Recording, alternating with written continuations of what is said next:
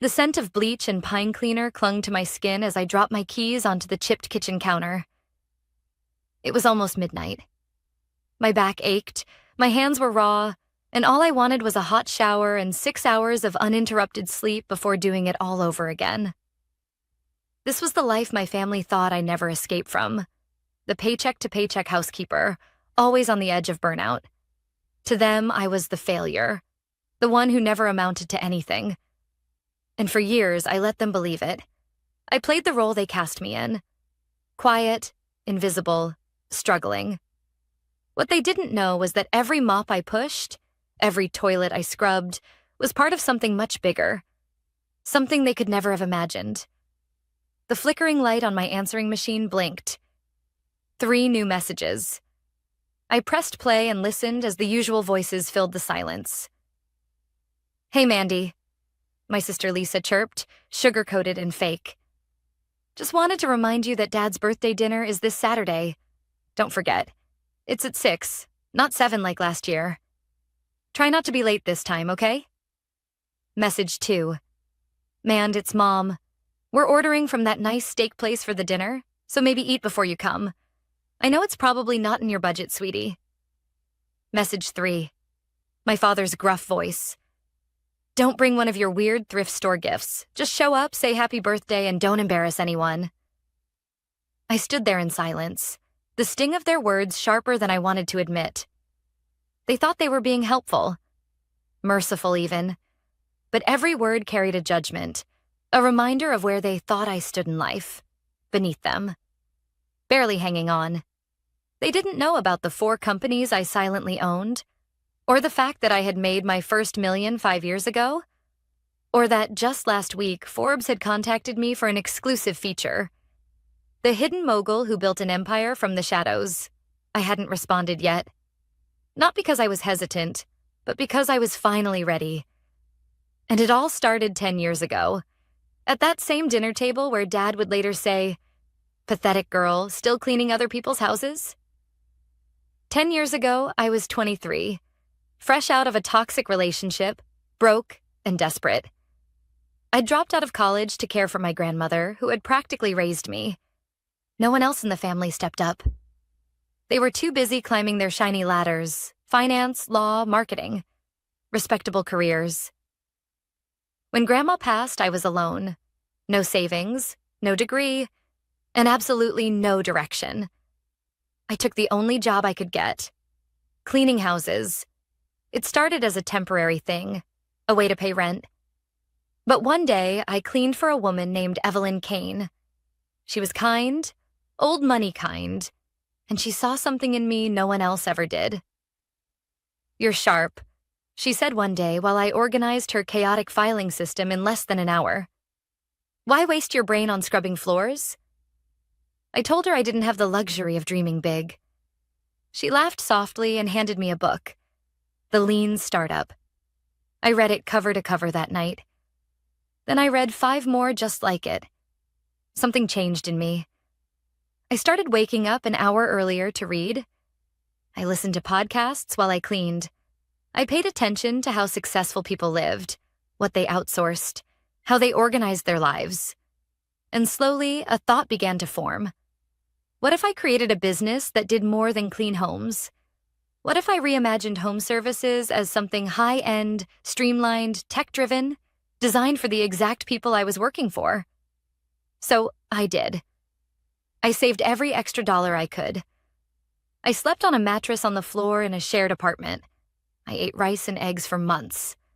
And after a year of working 14-hour days, I launched Clarity Living, an elite home management company that offered everything from cleaning to concierge services, staffed by vetted professionals trained in discretion, organization, and luxury standards. I didn't tell anyone. Not my parents. Not my siblings. I didn't want their doubts. I didn't need their voices in my head. I just worked. I signed my first client 6 weeks later, a tech investor in Beverly Hills. He referred me to 4 more. By year 2, I had a team of 12.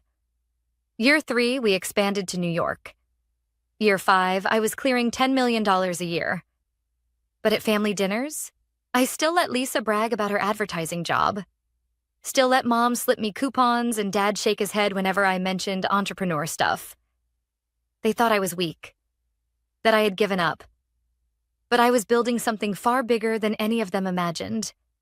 And now, with the Forbes article set to air on live TV this Sunday, the same day as Dad's birthday dinner, the truth was about to crash down on them like a tidal wave. They wouldn't see it coming. And I wouldn't say a word until they saw my face on the screen, with the words, "Billionaire housekeeper turned CEO" right below it. The parking lot of the upscale Italian restaurant was already packed when I pulled in behind a sleek black Range Rover. I sat in my car for a moment, hands resting on the steering wheel, watching the valet shuffle back and forth under the soft glow of golden string lights. Technically, I didn't have to be here. I could have skipped the dinner entirely and let the Sunday morning news do the talking. But a part of me wanted to see their faces when it all unfolded. Wanted to remember every smirk and side eye so the moment of truth would land exactly the way it needed to. And besides, it was the last time they'd ever look at me like I was less. I stepped out of my car, a modest, older sedan I'd kept for appearances.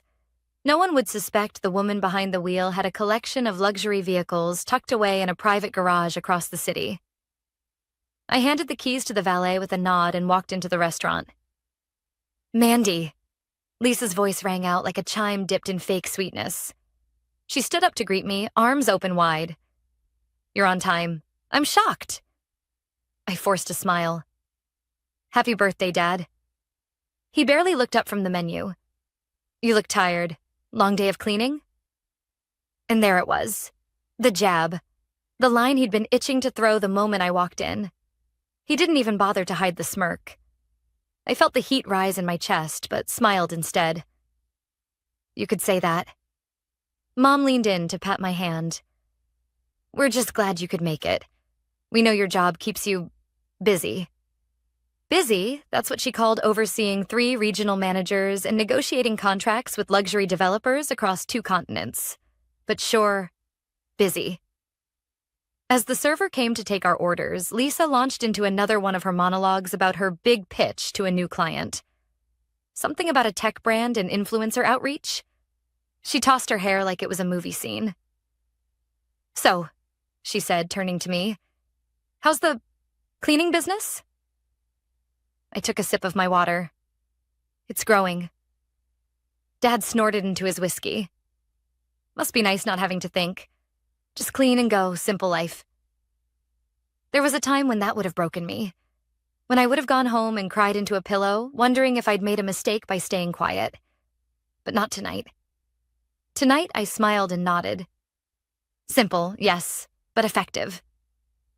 The waiter returned with wine and appetizers, and the conversation shifted toward Olivia's new promotion at her marketing firm and Marcus's move into a bigger house. I listened patiently as they patted themselves on the back, making sure to throw an occasional pitying glance my way. It was almost theatrical. Then Lisa reached into her bag and pulled out her phone. "Did you guys see what's airing tomorrow on the Forbes Sunday Spotlight?" she said, scrolling. Apparently they're doing this huge profile on some self-made billionaire. A woman, too. Former housekeeper, of all things. Can you believe that? I nearly choked on my drink. "What's her name?" I asked casually. She tilted the screen. "Mandy Reese." The table fell quiet for a beat. My mother blinked. "Mandy Reese?" "Wait," Marcus said slowly. "Isn't that—" "Same first name. Probably a coincidence," Dad interrupted, waving a hand dismissively. "No way it's our Mandy." Lisa laughed. "Yeah, right. Can you imagine?" She pointed at me, her laughter rising. "From mop to millions. I mean, no offense, sis, but you're not exactly Forbes material." "No offense taken," I said with a small shrug.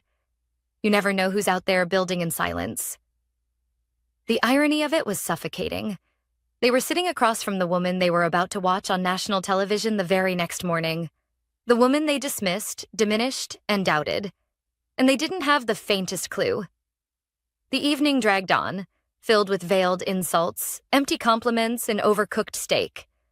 But I endured it all, because tomorrow everything would change. After we sang happy birthday and posed for photos, I stood to leave. Leaving already?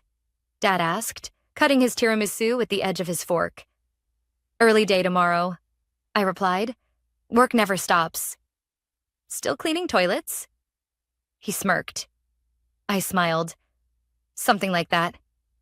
As I walked to the door, Lisa called after me. Hey, bring gloves next time. You could clean my apartment while you're here. I stopped, turned slightly, and gave her the kind of smile that meant everything and nothing at once. See you tomorrow, I said. They thought I meant brunch, but I meant when their screens lit up with my face, when the world would know who I was, before my own family ever did, and when the Rolls-Royce parked out front would finally make sense.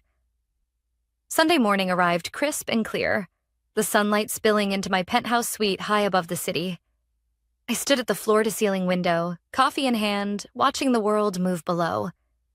Normally, Sundays were quiet for me, restful, but not today. Today was showtime. I turned up the volume on my TV. It was exactly 8:58 a.m.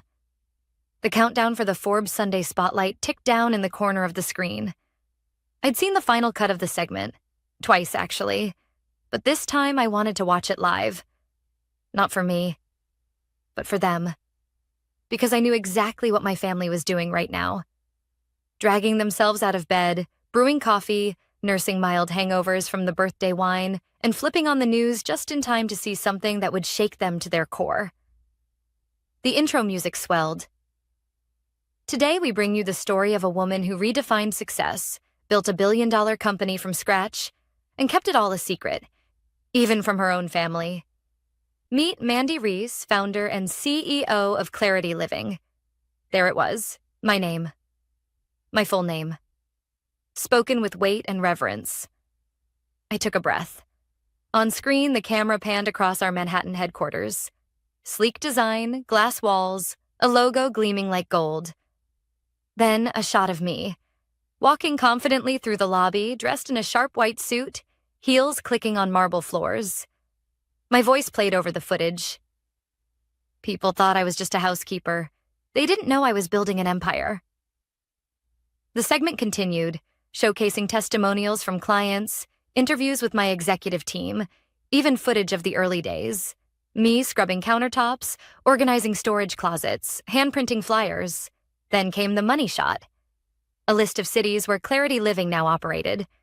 New York, Los Angeles, Miami, Chicago, London, Dubai. 6 continents, over 300 employees, valued at $3.2 billion. I could imagine them now. Dad dropping his coffee mug, Lisa's jaw going slack, Mom gasping loud enough to wake the neighbors. I'd given no warning, no hint, not even a breadcrumb. Then the final scene played. Me stepping out of a black Rolls-Royce, sunglasses on, as a reporter asked, "Why keep it a secret for so long?" I turned to the camera and smiled. Because success doesn't need validation. And sometimes the sweetest part of the journey is watching the ones who doubted you realize they never really knew you at all. Fade to black. I didn't even have to wait 5 minutes. My phone exploded. Calls, texts, emails, voicemails, social media tags. And then the group chat started lighting up. Mom, Mandy, we just saw the news. Is this true? Lisa, wait, what? This is you? Why didn't you tell us? Marcus, holy, Mandy, you're on Forbes. How long has this been going on? Dad, we need to talk. Now I stared at the screen, letting the messages pile up. My coffee had gone cold, but I didn't care. I walked to the garage, phone still buzzing in my hand. My real car, a 2024 Rolls-Royce Ghost, gleamed beneath the overhead lights. I slid into the driver's seat and started the engine. They had questions. Of course they did, but I had answers. And today, they weren't going to hear them over text or in some awkward phone call. They were going to see them, feel them. Because today I was going to visit the same people who had laughed at me just hours ago, this time in a car they used to dream about. Wearing clothes from designers they couldn't pronounce. And walking in not as their family embarrassment, but as the very woman the entire world was suddenly talking about. As I drove through the suburbs toward my parents' house, I thought about the years I'd spent holding back. Every family dinner, every smug comment, every time I bit my tongue instead of revealing the truth. I didn't regret the silence. The anonymity gave me clarity, space to grow. But now it was time to speak with presence. I turned onto their street.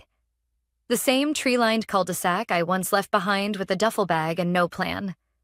Kids played in front yards, neighbors watered lawns. I imagined the chatter that would spread once they saw the Rolls-Royce pull up. I parked in front of the house, took a breath, and stepped out into the sunlight. Mom opened the front door before I reached the steps. She looked pale, shocked, mascara slightly smudged. "Mandy," she whispered, "is it all true?" I smiled gently and held up my phone, where the Forbes article headline still glowed. "You tell me." The air inside the house felt heavier than usual, like the walls themselves were holding their breath. Mom backed away as I stepped into the foyer, her eyes scanning me like she was trying to make sense of what she was seeing. I could tell she hadn't slept. Her blouse was wrinkled, her hair hastily pinned back, and her voice trembled as she asked, "Why didn't you tell us, Mandy?" Before I could answer, Dad appeared in the hallway. His eyes locked on mine, and for the first time in my life, he looked unsure of what to say. "Mandy," he started, "what the hell is going on?" I walked past them both and made my way into the living room, my heels clicking against the hardwood floor. I sat down on the same couch where I'd once curled up as a teenager, grounded for refusing to change my major. The same couch where Dad told me I'd wasted my life when I turned down a receptionist job at his friend's insurance firm. Now, I was worth more than his entire network of colleagues combined. Mom and Dad followed me in. Dad stayed standing, arms crossed, posture stiff. Mom sank into the armchair like her legs couldn't hold her anymore. Lisa and Marcus arrived 15 minutes later, clearly after reading all the messages in the family group chat. Lisa looked flustered, her designer purse swinging from her arm like a prop she wasn't sure how to use anymore. "Mandy," she said, breathless, "this whole time, you've been, living a double life?" Marcus sat down across from me and blinked. "I Googled you. Mandy Reese. It's all real. You're clarity living." I nodded calmly. "Yes, I am." But you let us think you were struggling," Lisa said. "You let us believe you were broke." "No," I corrected her. "You chose to believe it. I never told you I was broke. I just didn't correct you when you assumed I was." "You drove that beat-up car," Dad snapped. "You wore thrift store clothes. You asked us to go easy on your birthday gifts. What were we supposed to think?" "That maybe I didn't care about appearances?" I offered. "That I didn't need validation through labels and luxury to know my worth?" Lisa scoffed. "That's rich, coming from someone who just rolled up in a Rolls-Royce." I leaned forward. "The car wasn't for me. It was for you, so you'd finally see me. Because let's be honest, if I had shown up in my work clothes from the company I own, or said I was investing in real estate across 3 countries, you wouldn't have believed me." Dad opened his mouth, but for once, nothing came out. "You know what really hurt?" I said quietly, eyes still on him. "It wasn't the assumptions. It was how easy it was for all of you to believe I had failed. How none of you ever asked what I was passionate about, what I was building. It was easier to mock the housekeeper than imagine I had dreams worth following." Silence. Then Marcus said, "But why keep it a secret? Why not tell us? We're your family." I turned to him slowly. "Remember when Grandma got sick? I dropped out of school to take care of her. You all told me it was irresponsible, that I was throwing away my future. But I didn't care. I owed her everything. She believed in me when no one else did. And when she passed, I had nothing. Not one of you offered help. Not a place to stay. Not even a word of encouragement." Mom flinched, but didn't deny it. So I started working. Cleaning houses. One of my clients saw something in me. She gave me a book and a chance. That chance became an idea. The idea became a company. The company became a global brand. I paused and let the silence stretch. I didn't tell you because I didn't want to fight for your approval. I wanted to build something for myself. And now that I have, now that the world knows, I wanted you to see it, not hear about it.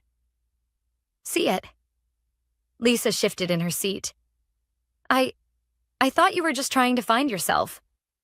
I found myself a long time ago, I said. You just never looked close enough to notice. Dad finally sat down, looking strangely small. So what now? You just rub it in our faces? No, Dad, I said, my voice steady. I'm not here to humiliate anyone. I'm here because, for once, I want you to really know who I am. And because tonight there's a dinner at the Paramount. Lisa's brows knit. The Paramount? That exclusive place with the 6-month wait list? I own it now, I said simply. And I've reserved it for us. Private chef, full staff, top floor. We're going to sit around a table again. But this time, the conversation will be different. Mom looked like she might cry. We don't deserve this. I smiled softly. Maybe not. But I didn't do all this to punish you. I did it to prove something. That success doesn't always shout. Sometimes it whispers, builds, waits, and then it reveals itself. On its own terms. The elevator ride to the top floor of the Paramount was silent. My family stood around me, visibly uncomfortable in the mirrored lift, their reflections looking back at them like versions of themselves they didn't quite recognize. Even Lisa, who usually glowed in any social setting, clutched her purse like a security blanket, her eyes darting around the luxurious interior. She hadn't spoken since we arrived. When the elevator doors slid open, a private host greeted us with a polite smile. Welcome, Ms. Reese. The dining room is ready. We stepped into the space I had redesigned just 2 months ago. Glass walls overlooking the city skyline, a long black marble table glowing under soft pendant lights, a private string quartet playing faintly in the corner. The room was soaked in elegance, but it wasn't about wealth tonight. It was about clarity. They needed to see, without a shadow of a doubt, who I had become. The server gestured for everyone to take a seat. As we settled in, my mother leaned toward me. Mandy, this place is breathtaking. I nodded with a calm smile. It's my favorite view in the city. Reminds me of how far I've come.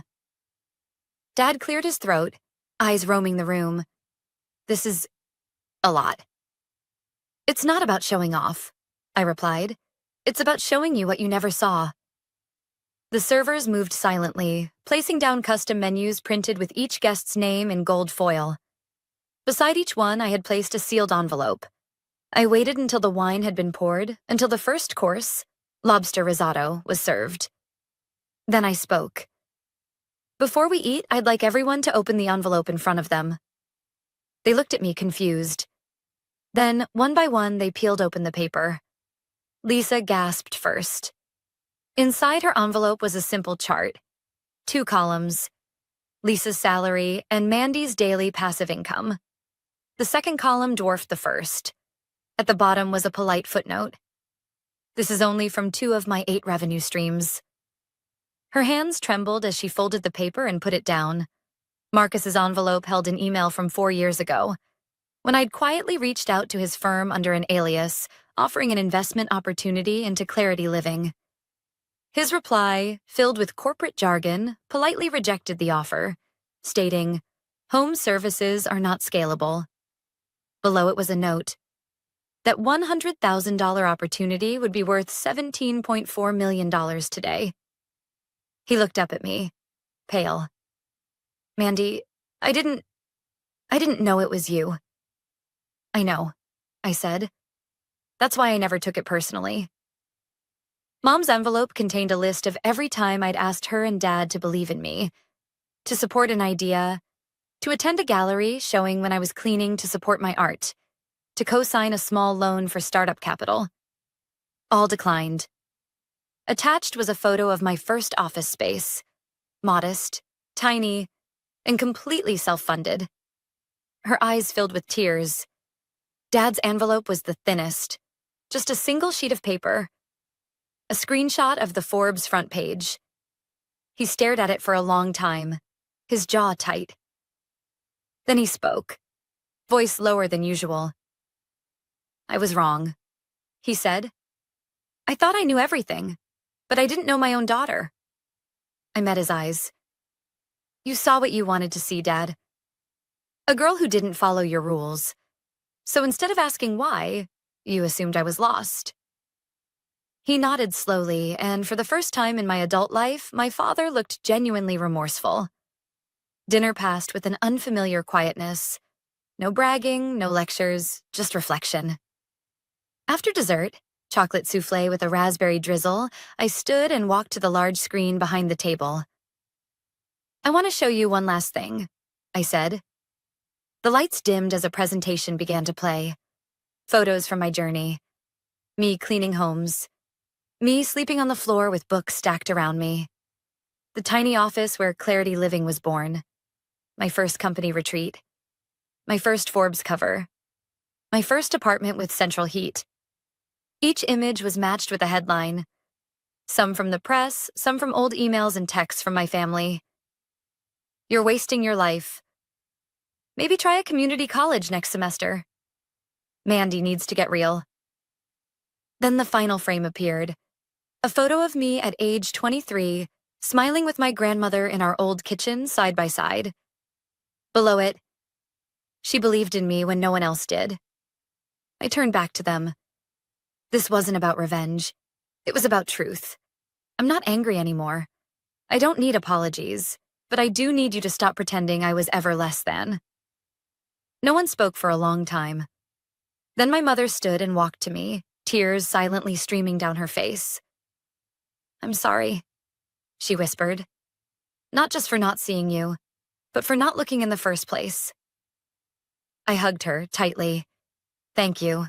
That's all I ever wanted." As the music swelled and the city sparkled behind us, I realized this wasn't just a dinner. It was a reckoning. And maybe the beginning of something new. A week had passed since the dinner at the Paramount, and the world hadn't stopped talking. Articles were still going viral. My inbox was overflowing with partnership requests, offers to write a memoir, podcast invites, investment proposals.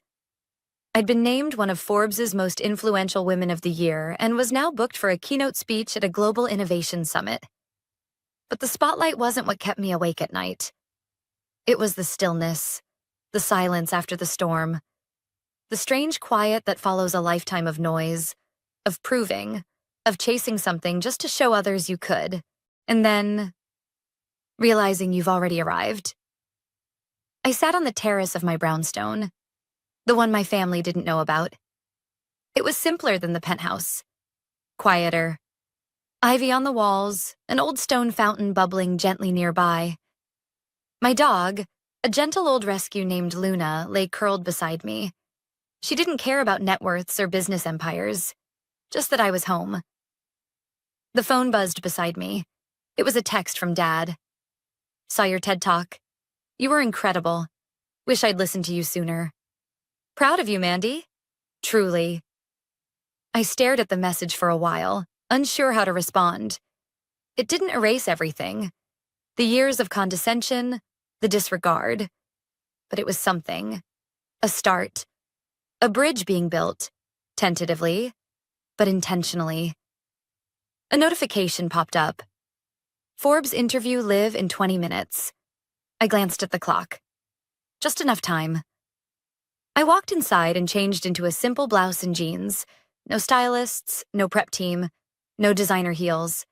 Just me. Because after everything, I'd finally earned the right to be fully myself, on camera or off. I joined the virtual call, and the host greeted me with a grin. "Mandy Reese, thank you for being here." "Happy to," I replied. "We've had a huge response to your story," he continued. "Millions have watched your journey unfold. But one question keeps coming up. What made you keep going when everyone, especially your own family, seemed to doubt you?" I thought for a second, then smiled. "You don't need everyone to believe in you. Just one person.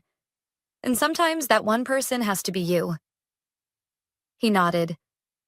And if you could go back, say something to your younger self in that tiny apartment, cleaning houses, what would you tell her? I felt a lump rise in my throat. I'd tell her that it's okay to feel invisible, that sometimes invisibility is a gift. It lets you build without pressure, grow without judgment, and rise without interference. And when you're ready, when the time is right, you won't need to announce your success. You'll just arrive. And the world will have no choice but to see you. The interview ended, and I sat in the quiet again, letting it all sink in. That afternoon, I drove to the cemetery. I hadn't been in a while. The sun filtered through the trees as I stood in front of my grandmother's grave. I brushed a few fallen leaves off the headstone and placed fresh tulips in the vase beside it, her favorite. "Hi, Grandma," I said softly. "You were right. About everything." I pulled the original flyer for Clarity Living from my purse. The one I printed 10 years ago at a 24-hour copy shop, shaking with doubt and hope in equal measure. I placed it gently against the stone and whispered, "We made it." That night, back in the penthouse, I hosted a small dinner. Not for investors, not for press. Just friends. People who'd believed in me when I had nothing to offer but drive. My first employee. My best friend from college. Evelyn Kane, the woman who gave me the lean startup and saw a spark in the cleaning girl others overlooked. We laughed, shared wine, talked about the future.